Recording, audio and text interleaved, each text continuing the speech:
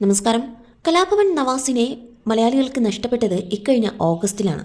Cinema ഷൂട്ടിങ്ങിനായി ചോറ്റാനിക്കരയിൽ എത്തിയ താരത്തെ hotel മുറിയിൽ മരിച്ച നിലയിൽ കണ്ടെത്തുകയായിരുന്നു. പ്രകമ്പനം സിനിമയുടെ ഷൂട്ടിങ്ങിനായിരുന്നു നവാസ് എത്തിയതും. താരത്തിന്റെ ഭാഗങ്ങളുടെ ചിത്രീകരണം പൂർത്തിയായിരുന്നു. നവാസിനെ മരണം കവരുമ്പോഴും പ്രായം വെറും 51 വയസ്സ് മാത്രമായിരുന്നു. കഴിഞ്ഞ ദിവസം പ്രകമ്പനം സിനിമാ തിയേറ്ററുകളിൽ റിലീസാവുകയും ചെയ്തു. ഷോ കാണാൻ നവാസിന്റെ ഭാര്യ രഹനയും 3 മക്കളും എത്തിയിരുന്നു. നിറഞ്ഞ കണ്ണുകളുമായാണ് രഹന സിനിമ മുഴുവൻ കണ്ടു തീർത്തത്. നടന്റെ വേർപാടിൽ നിന്നും രഹനയും മക്കളും ഇതുവരെ കരകയറിയിട്ടില്ല എന്ന് തന്നെ പറയാം. നവാസ് ഒപ്പമില്ലാത്ത ജീവിതത്തെക്കുറിച്ച് തനിക്ക് ചിന്തിക്കാൻ പോലും കഴിയില്ലെന്ന് പല അഭിമുഖങ്ങളിലും രഹന തന്നെ പറഞ്ഞിട്ടുമുണ്ട്. സിനിമ കാണാനായി തിയേറ്ററിൽ മക്കൾക്കൊപ്പം എത്തിയ രഹനയുടെ വീഡിയോയും പ്രേക്ഷകർക്ക് നോവായി. എപ്പോഴും നിറഞ്ഞ ചിരിയോടെയും പ്രസരിപ്പോടെയും വിടർന്ന കണ്ണുകളുമായി കുസൃതിയോടെ സംസാരിക്കുന്ന രഹനയെ മാത്രമേ പ്രേക്ഷകർ കണ്ടിട്ടുള്ളൂ.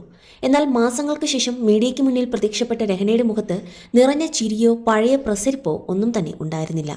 സാധാരണ ഒരു ചുരിദാർ ധരിച്ച് കണ്ണെഴുതാതെ കരഞ്ഞു വീർത്ത കണ്ണുകളും വാടിയ മുഖവുമായിരുന്നു രഹനയ്ക്ക്. നവാസിന്റെ ശൂന്യത ആ കുടുംബത്തെയും രഹനയെയും എത്രത്തോളം ബാധിച്ചു എന്നത് മക്കളുടെയും രഹനയുടെയും വീഡിയോയിൽ നിന്ന് തന്നെ വ്യക്തമാണ്. പ്രതികരണം എടുക്കാനായി മീഡിയ ചെന്നപ്പോൾ സംസാരിക്കാൻ സാധിക്കുന്നില്ല എന്നായിരുന്നു രഹനയുടെ മറുപടി. ആരെയും അഭിമുഖീകരിക്കാൻ കഴിയാതെ നവാസിന്റെ ഓർമ്മകളിൽ വിങ്ങിക്കരയുന്ന രഹനയെ ഇളയ മകൻ ആശ്വസിപ്പിക്കുന്ന വീഡിയോയും വൈറലായി. രഹനയുടെ അവസ്ഥ കണ്ട് ഉള്ളം നീർന്നു. എൻ്റെ ആരുമല്ലാതായിട്ടും നെഞ്ചൊന്ന് വിങ്ങിപ്പോയി. ആരൊക്കെ താങ്ങായി നിന്നാലും നഷ്ടപ്പെട്ടതിന് പകരം വെക്കാനാവാത്ത ഒരാളല്ലേ. മോന് ചേർത്ത് പിടിച്ചത് കണ്ടപ്പോൾ കണ്ണു നിറഞ്ഞു. ഹൃദയം കൊണ്ട് പരസ്പരം ഒന്നായവർക്കേ നഷ്ടപ്പെടലിൻ്റെ വേദന അറിയാൻ കഴിയുകയുള്ളൂ. മുമ്പ് എന്ത് സുന്ദരിയായിരുന്നു രഹന. അത്രയേറെ തകർന്നിരിക്കുന്ന രഹനയോടും മക്കളോടും സാഹചര്യം മനസ്സിലാക്കാതെ ചോദ്യങ്ങൾ ചോദിച്ച് പ്രതികരണം എടുക്കാൻ ശ്രമിച്ചതിന് ഓൺലൈൻ മീഡിയയും സോഷ്യൽ മീഡിയ വിമർശിച്ചിരുന്നു. ഇപ്പോഴെങ്കിലും അവരെ ഒന്ന് വെറുതെ വിട്ടുകൂടെ എന്നായിരുന്നു ചോദ്യങ്ങൾ. വളരെ മോശം, ആ പാവത്തിന് വെറുതെ വിട്ടേക്കൂ എന്നാണ് ഏറെയും കമന്റുകൾ. ഇളയ മകനോട് നിരന്തരം ചോദ്യം ചോദിച്ചതിനും മീഡിയയ്ക്കെതിരെ വിമർശനം ഉയർന്നു.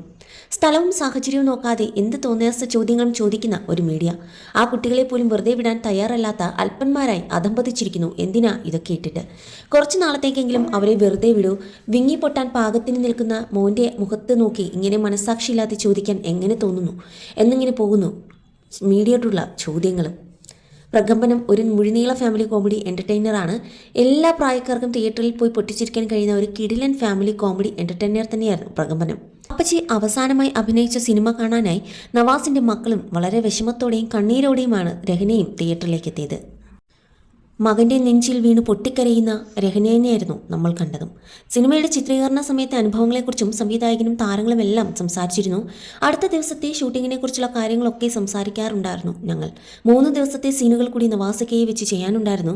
എന്തോ ലാഗ് പോലെ തോന്നിയപ്പോൾ സ്ക്രിപ്റ്റിൽ മാറ്റം വരുത്തുകയായിരുന്നു. 4 ദിവസത്തെ ഷൂട്ട് ഒറ്റ ദിവസത്തേക്കാക്കി മാറ്റുകയായിരുന്നു. പുള്ളിക്ക് ഇഷ്ടപ്പെട്ടൊരു സീനുണ്ടായിരുന്നു.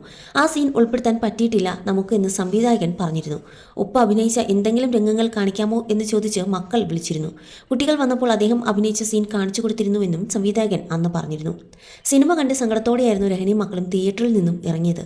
എന്തൊരവസ്ഥയാണ്, ആ സങ്കടം കണ്ടിട്ട് സഹിക്കാനാവുന്നില്ല എന്നായിരുന്നു കമന്റുകൾ ഏറെയും. മലയാളത്തിൽ ഇങ്ങനെയൊരു ചിത്രം ഇതാദ്യമായിട്ടാണ്. നന്നായി ചിരിക്കാനുണ്ട്. സാഗർ സൂര്യയും ഗണപതിയും നന്നായിട്ട് ചെയ്തിട്ടുണ്ട്. ഹൊറർ കോമഡിയായിരുന്നു. അവരുടെ അഭിനയം ഗംഭീരമായിരുന്നു. കണ്ടിരിക്കാവുന്ന ചിത്രം എന്നായിരുന്നു പ്രേക്ഷകർ പറഞ്ഞത്. സമ്മിശ്ര പ്രതികരണമായിരുന്നു ചിലർ പറഞ്ഞത്. രോമാഞ്ചം പിടിക്കാൻ നോക്കി, പക്ഷെ അത്രയും ആയിട്ടില്ല എന്നായിരുന്നു ചിലരും പറഞ്ഞത്. മറ്റൊരു ചിലരാകട്ടെ രോമാഞ്ചം വൈബ് കിട്ടി എന്നായിരുന്നു പറഞ്ഞത്. അത്യാവശ്യം വൈബ് തരുന്ന ഒരു പടമാണ്, സ്റ്റോറി എൻഗേജ്ഡ് ആണ് എന്ന് പറഞ്ഞാണ് പലരും തിയേറ്ററിൽ നിന്നും ഇറങ്ങിയത്.